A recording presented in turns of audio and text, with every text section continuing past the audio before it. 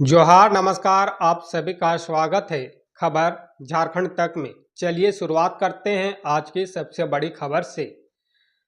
पोटका विधानसभा में चुनाव के लिए नियुक्त प्रेक्षक त्रिपुरा कैडर के आईएएस अधिकारी ने सरकारी पैसे से खरीदे 7,000 के चप्पल, 80,000 का हवाई टिकट। जी हां, बता दें कि पोटका में विधानसभा चुनाव के लिए नियुक्त प्रेक्षक त्रिपुरा कैडर के आईएएस अधिकारी मोहम्मद जेबुर अली हाशमी को हटा दिया गया है।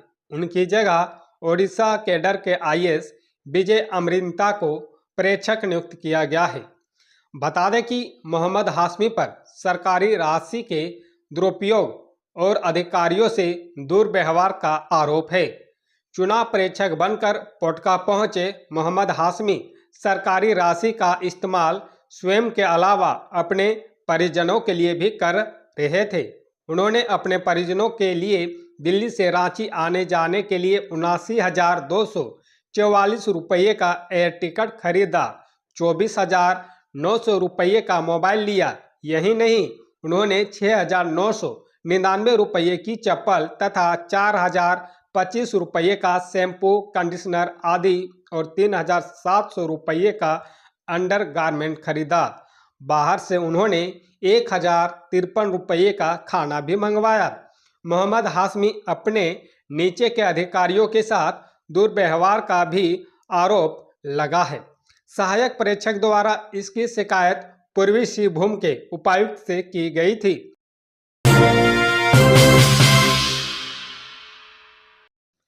महागठबंधन प्रत्याशी जेपी पटेल के नामांकन सह जनसभा में उमड़ा जनसैलाब।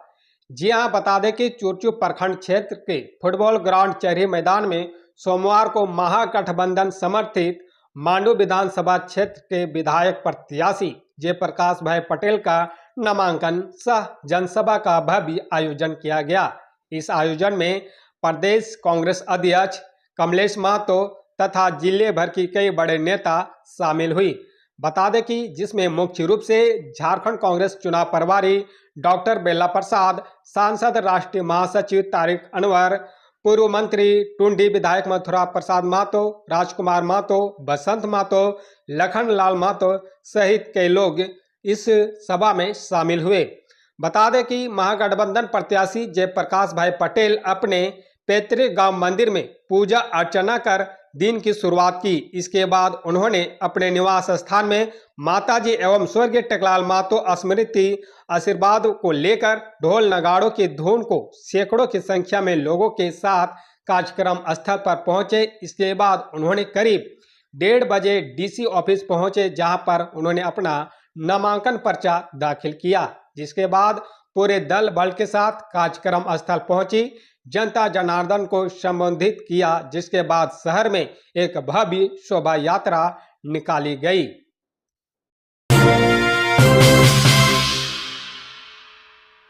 यह चुनाव झारखंडी अस्मिता का है, बोले जयराम महतो।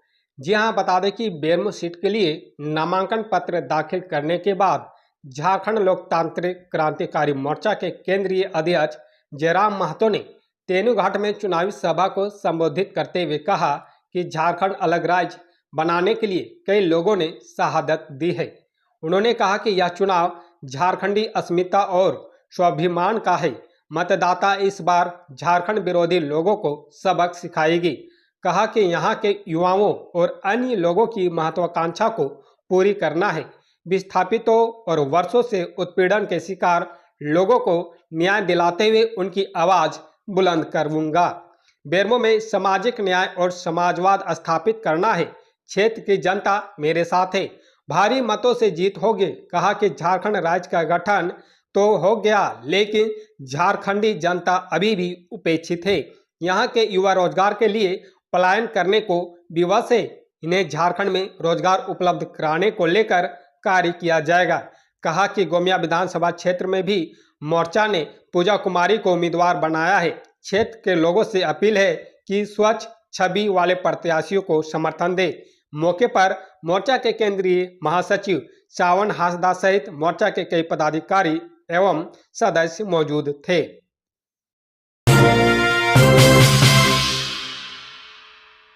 टुंडी विधानसभा सीट के लिए बीजेपी ने किया उम्मीदवार का ऐलान। आजसू जदयू को लगा झटका। जी हां, बता दें कि लंबे समय तक होल्ड पर रखने के बाद भाजपा ने आखिरकार टुंडी विधानसभा सीट से अपने प्रत्याशी की घोषणा सोमवार को कर दी। पार्टी ने तोपचांची से जिला परिषद सदस्य विकास कुमार महतो को इस सीट पर लड़ने के लिए टिकट दिया है। भाजपा ने यह सीट ना तो आजसू पार्टी को दिया और न ही जदयू को। दोनों दल इस सीट को लेकर दावा कर रहे थे। आजसू पार्टी 10 सीटों के अलावा टुंडी सीट को लेकर भी भाजपा पर दबाव बनाए हुई थी। बताया जाता है कि पार्टी के अध्यक्ष सुदेश महतो सिल्ली विधानसभा सीट के अलावा इस सीट पर से भी चुनाव लड़ना चाहते थे। इस पर भाजपा तैयार नहीं हुई। अब एनडीए गठबंधन के तहत 10 सीटों पर ही आजसू के प्रत्याशी होंगे। इधर जदयू को इंतजार था कि यह सीट उसे मिल सकती है। राज्यसभा सदस्य सह पार्टी के प्रदेश अध्यक्ष खीरू महतो का कहना था कि भाजपा ने इस सीट पर अपने प्रत्याशी की घोषणा नहीं की है। ऐसे में जमशेदपुर पश्चिमी तथा तमाड़ के अलावा कम से कम यह सीट उनकी पार्टी को जरूर मिलेगी।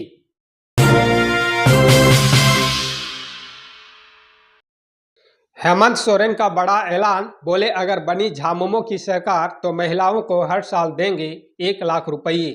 जी हां, बता दें कि मुख्यमंत्री हेमंत सोरेन ने सोमवार को केवी हाई स्कूल के मैदान में डुमरी विधानसभा क्षेत्र से झामुमो प्रत्याशी मंत्री बेबी देवी के नामांकन सभा को संबोधित करते हुए कहा कि राज्य में हमारी सरकार बनी तो प्रत्येक महिलाओं को प्रति वर्ष 1-1 लाख रुपये दिया जाएगा। इसका पहला कदम दिसंबर माह से शुरू होगा, जब मैया सम्मान योजना की राशि बढ़कर प्रत्येक महिलाओं के खाते में 2,500 हजार रुपये दिया जाएगा। हेमंत ने कहा कि झामुमो आज तक ना तो किसी के सामने झुकी है और ना ही झुकेगी। हमें जब भाजपा जैसी पार्टी के समक्ष नहीं झुकना पड़ा तो इस चुनाव में खड़े इन पार्टियों के सामने क्या झुकेंगे।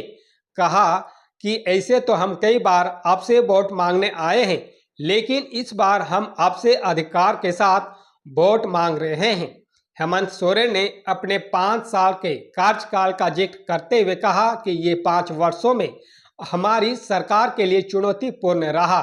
जब हमने सरकार बनाई थी उस समय कैसे दिखते थे और आज हम कैसे दिख रहे हैं। कहा कि कोरोना जैसी महामारी की चुनौतियों से राज्य की जनता को हमने बाहर निकाला। इस दौरान हमारे 2 मंत्री जगन्नाथ महतो और हाजी हुसैन अंसारी शहीद हो गए।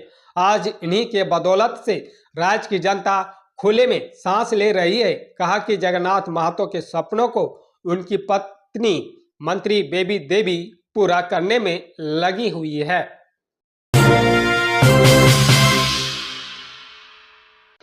पहली कैबिनेट में सीजीएल परीक्षा होगी रद्द, पेपर लीक करने वाले जाएंगे जेल। झारखंड में बोले सीएम हेमंता। जी हां, बता दें कि सरकार बनी तो पहली कैबिनेट में ही सीजीएल परीक्षा को रद्द कर 2 माह के भीतर परीक्षा कराएंगे। राज्य के 2.87 लाख युवाओं को नौकरी देंगे।